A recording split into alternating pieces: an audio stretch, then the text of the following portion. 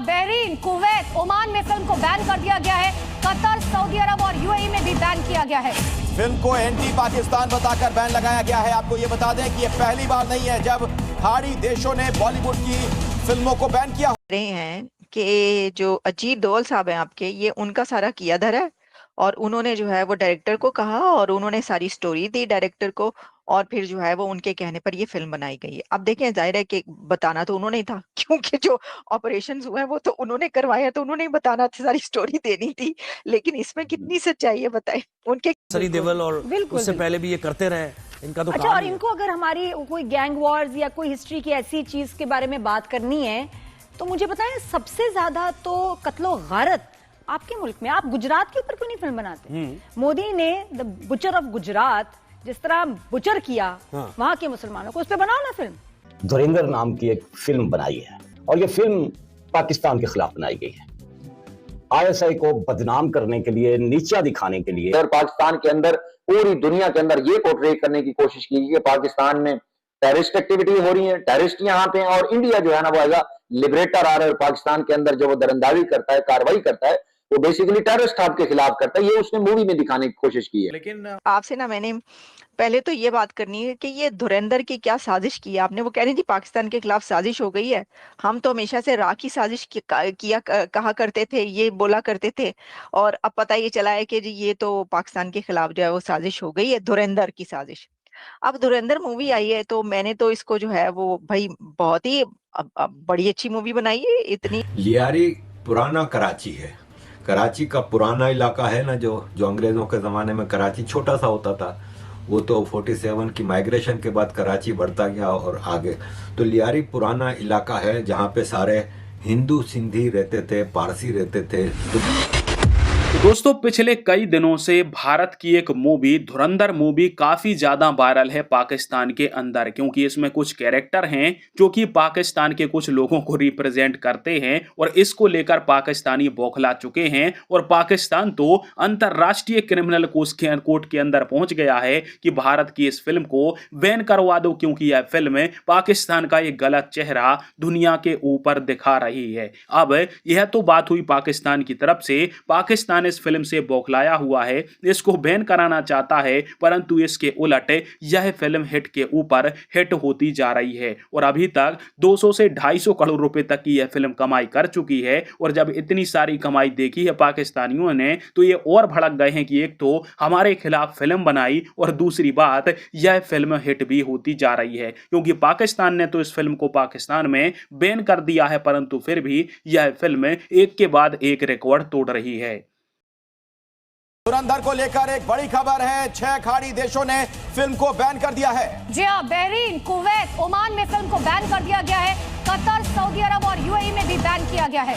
Film को anti Pakistan बताकर ban लगाया गया है। आपको ये बता दें कि ये पहली बार नहीं है जब खाड़ी देशों ने बॉलीवुड की फिल्मों को बैन किया हो। हालांकि इससे पहले भी कई भारतीय फिल्में बैन हो चुकी हैं और साफ तौर पर इन खाड़ी देशों रहे हैं कि जो अजीत डोभाल साहब हैं आपके, ये उनका सारा किया धरा है और उन्होंने जो है वो डायरेक्टर को कहा और उन्होंने सारी स्टोरी दी डायरेक्टर को और फिर जो है वो उनके कहने पर ये फिल्म बनाई गई है। अब देखें, जाहिर है कि बताना तो उन्होंने ही था क्योंकि जो ऑपरेशंस हुए हैं वो तो उन्होंने करवाए हैं, तो उन्होंने ही बताना था, सारी स्टोरी देनी थी। लेकिन इसमें कितनी सच्चाई है बताएं, उनके कहने पर बनी है फिल्म।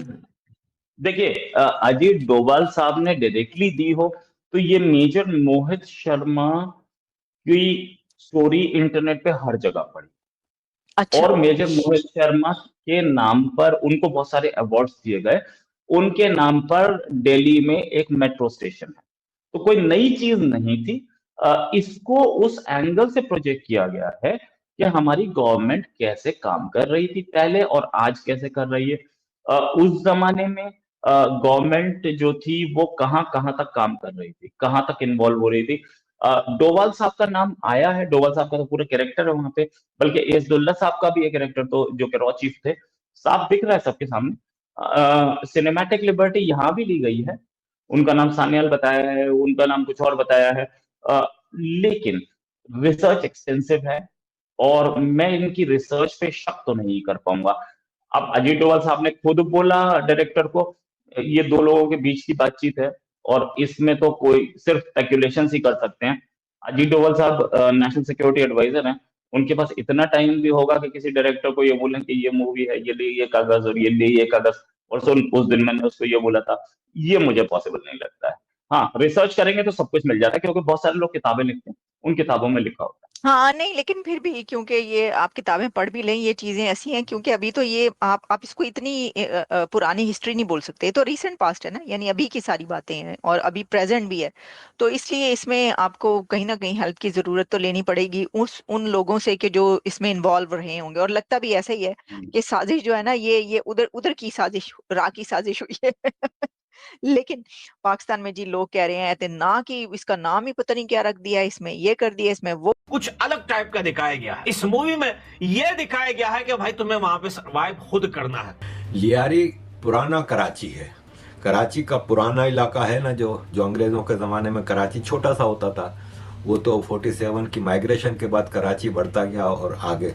तो लियारी पुराना इलाका है जहाँ पे सारे हिंदू सिंधी रहते थे, पारसी रहते थे। तो बाबू डकैत के पास छुरा होता था उस ज़माने में, बंदूक इतनी नहीं होती थी, और पूरे इलाके के छोटे छोटे गुंडे मवाली से बहुत डरते थे।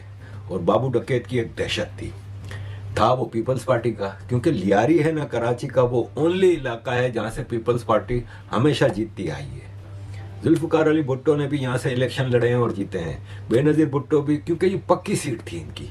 लियारी में बलोच ज़्यादा थे, और ये बलोच कराची के मकरानी बलोच, ये मकरान से अंग्रेज़ों के ज़माने में जब यहाँ पे इंफ्रास्ट्रक्चर डाला जा रहा था तो इनको मेहनत मजदूरी के लिए लाया गया था, और बाकी कुछ बलोच मच्छरों की ये बस्ती थी। तो इंडिया में एक ही हाँ, तो आप लोगों ने कहाँ से देख लिए इतने बड़े बड़े मॉल? आप लोगों ने कहा वो जो लियारी का दिखा रहे हैं, लियारी का तो हालो बेहाल हमेशा से, लियारी का तो आप हम जो सुनते आए हैं लियारी का हाल, वो तो आप बस बता ही नहीं सकते।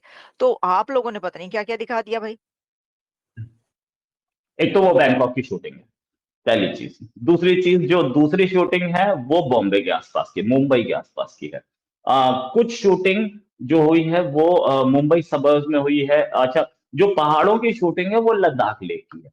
तो शूटिंग्स अलग हैं और ये बाकी चीजें अलग हैं।